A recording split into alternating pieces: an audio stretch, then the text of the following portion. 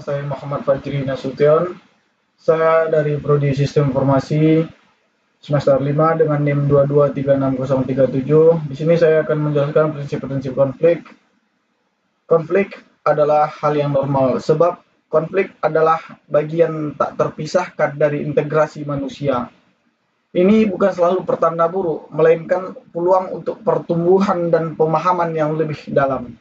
Konflik memiliki dimensi kognitif dan emosional.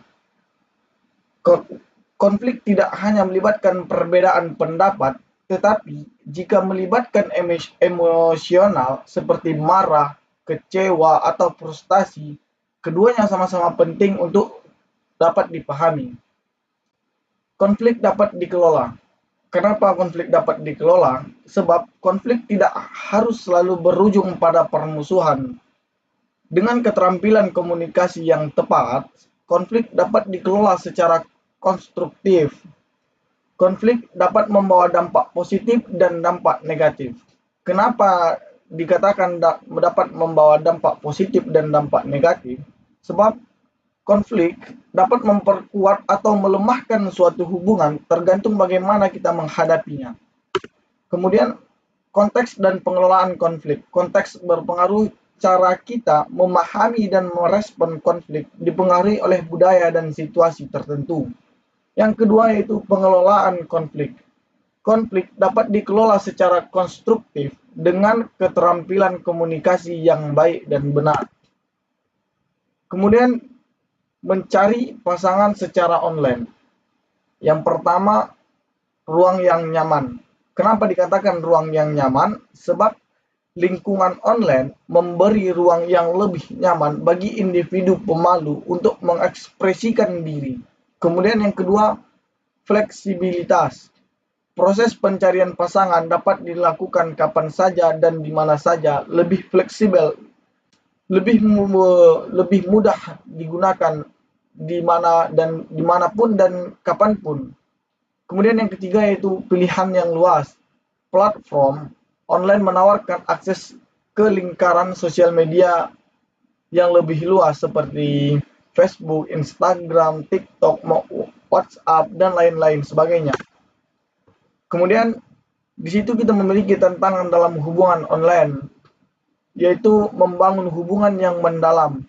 Membangun hubungan yang mendalam secara online membutuhkan usaha yang ekstra. Kemudian resiko penipuan. Penting untuk berhati-hati dan melindungi diri dari penipuan. Kemudian kurangnya interaksi nonverbal. Komunikasi nonverbal sangat penting dalam membangun suatu hubungan. Kemudian strategi komunikasi antar budaya. Pertama yaitu pendidikan budaya. Tingkatkan kesadaran akan keberagaman budaya. Kemudian, dialog antar budaya. Fasilitasi dialog untuk saling memahami nilai-nilai budaya. Kemudian, memperkuat harmoni antar budaya. Kita bisa menggunakan media massa. Maksud dari media massa tersebut yaitu memanfaatkan media sosial seperti Facebook, YouTube, Instagram, TikTok, dan aplikasi media massa yang lainnya untuk mempromosikan nilai-nilai toleransi dan keberagaman. Kemudian pelestarian budaya, mendukung upaya pelestarian budaya, baik itu yang lokal melalui berbagai kegiatan seperti festival budaya ataupun festival-festival lainnya. Kemudian kunci sukses komunikasi antar budaya yang pertama itu komunikasi terbuka dan jujur.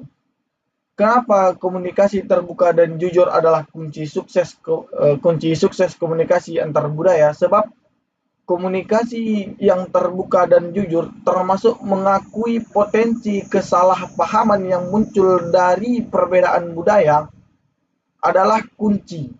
Misalnya, dalam hubungan online, kejujuran tentang identitas